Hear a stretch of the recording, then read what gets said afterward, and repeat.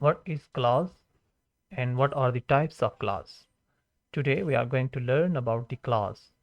So first of all हम clause देख लेते हैं और फिर इसकी types. Clause क्या है? Clause दो चीज़ों पर मुश्तमिल होगा, एक सब्जेक्ट और प्रेडिकेट, यानी ऐसा सेंटेंस जिसमें सब्जेक्ट होगा और प्रेडिकेट होगा उसको हम क्लास कहेंगे। सब्जेक्ट क्या है? Subject doer of an action है और प्रेडिकेट है जो हमें सब्जेक्ट के बारे में बता रहा हो, यानी टेल समथिंग अबाउट सब्जेक्ट। इसको एग्जांपल के थ्रू हम समझते हैं। The players are playing football. यहाँ पे आप बताएंगे कि सब्जेक्ट कौन सा है। तो सब्जेक्ट यहाँ पे है द प्लेयर्स और प्रेडिकेट है आर प्लेइंग फुटबॉल। क्यों? क्योंकि जो प्रेडिकेट है वो हमें यहाँ पे आर प्लेइंग फुटबॉल प्लेयर्स के बारे में बता रहा है कि the players are playing football, जो प्लेयर्स हैं वो फुटबॉल खेल रहे हैं। तो यहाँ पे द प्लेयर्स सब्जेक्ट होगा और प्रेडिकेट जो है आर प्लेइंग फुटबॉल होगा, और ये दोनों चीज़ों का जो मजमुआ है उसको हम क्लास कहेंगे। In the second sentence you can see that the cat is drinking milk. So here the cat is subject and is drinking milk is predicate, and both subject and predicate make clause. चलें हम अब इसकी types की तरफ चलते हैं। So there are two types of clause. The first one is independent clause and the second is dependent clause. Independent clause क्या है? इसको समझना बहुत आसान है। इंडिपेंडेंट जो नेम है इंडिपेंडेंट, उसका आपको पहले मीनिंग पता होना चाहिए कि इंडिपेंडेंट का मतलब है कि जो किसी पे डिपेंड ना कर रहा हो, जो किसी पे इन्हसार ना कर रहा हो, जो बिल्कुल ख़ुद से वो स्टैंड कर रहा हो। इसकी डेफिनेशन जो है वो ये कहती है कि it expresses a complete thought and it stands alone as a sentence, यानी ये एक कंप्लीट सेंस भी दे रही होती है ये क्लास, ये वाली क्लास हमें, और ये एज अ सेंटेंस ऐलान भी कर सकती है। Suppose in the example you can see that drinking coffee on the balcony makes me happy. अब यहाँ पे इस सेंटेंस को पढ़ के आप कह सकते हैं कि it's a complete sense.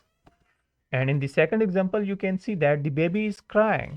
So, in this example, there is a complete sense and it also stands alone as a sentence. So, ये जो हैं दो examples, इसको आप कह सकते हैं कि ये independent clause की examples हैं। अब जो dependent clause है उसको समझना आपके लिए ज़रूरी है। independent बहुत easy है, dependent clause जो है उसको समझना थोड़ा सा टेक्निकल आपको होना पड़ेगा। डिपेंडेंट क्लास, डिपेंडेंट का मीनिंग क्या है कि जो किसी पे डिपेंड कर रहा हो, किसी पे रिलाई कर रहा हो। अब डिपेंडेंट क्लास क्या है कि ये उसके अपोजिट है। जैसे इंडिपेंडेंट क्लास में हमने पढ़ा था कि ये कंप्लीट सेंस देती है, यहाँ पे कंप्लीट थॉट नहीं दे रही है। दूसरा आपने वहाँ पढ़ा था कि ये एज अ सेंटेंस एलान स्टैंड कर लेती है, लेकिन यहाँ पे डिपेंडेंट क्लास में आपने ये समझना होगा कि ये एज अ सेंटेंस एलान स्टैंड नहीं कर पाती, ये डिपेंडेंट क्लास।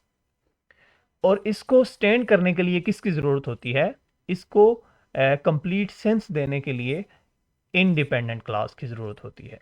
यानी डिपेंडेंट क्लास को कंप्लीट सेंस के लिए इंडिपेंडेंट क्लास की ज़रूरत होती है। आइए हम इसको एग्जांपल्स में अच्छे से अंडरस्टैंड करते हैं। In the first example, you can see that when the sun sets, the stars come out. अब आप बताएंगे कि इसमें डिपेंडेंट क्लास कौन सी है और इंडिपेंडेंट क्लास कौन सी है, क्योंकि हमने पढ़ा है डिपेंडेंट क्लास को कंप्लीट सेंस देने के लिए इंडिपेंडेंट क्लास की भी ज़रूरत होती है। यानी जब भी डिपेंडेंट क्लास होगी उसके साथ इंडिपेंडेंट क्लास भी स्टैंड कर रही होगी। यहाँ पे आप देख सकते हैं when the sun sets, ये जो है हमें पढ़ के मालूम होता है कि ये डिपेंडेंट क्लास है। द स्टार्स कम आउट, ये इंडिपेंडेंट है। सो बोथ डिपेंडेंट और इंडिपेंडेंट क्लास जो हैं वो कंप्लीट मीनिंग हमें दे रही होती हैं। जैसे when the sun sets it's dependent clause and the stars come out it's independent clause. Second example में देखें, आपको बेटर अंडरस्टैंडिंग हो जाएगी।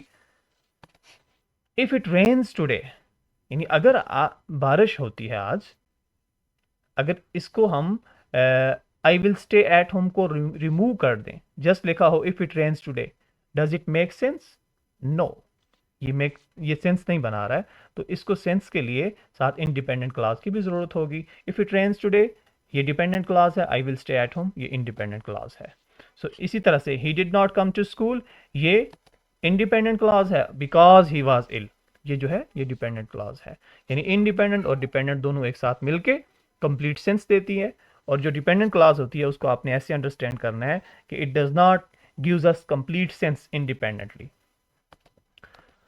सो कुछ वर्ड्स हैं जो आपने फ़ौरन से नोट कर लेने हैं कि अगर ये वर्ड्स हों तो आप कहेंगे कि आप ये कह सकते हैं कि ये डिपेंडेंट क्लास है, सॉरी ये डिपेंडेंट क्लास है। तो वो वर्ड्स कौन कौन से हैं? If, whether, after, before, unless, until, because, that, then, less, when, where, whenever, even though, as long as and as soon as। अगर ये वाले सारे वर्ड्स आपको किसी भी जुमले में नज़र आ जाएं तो आप उस जुमले को डिपेंडेंट क्लास कह सकते हैं।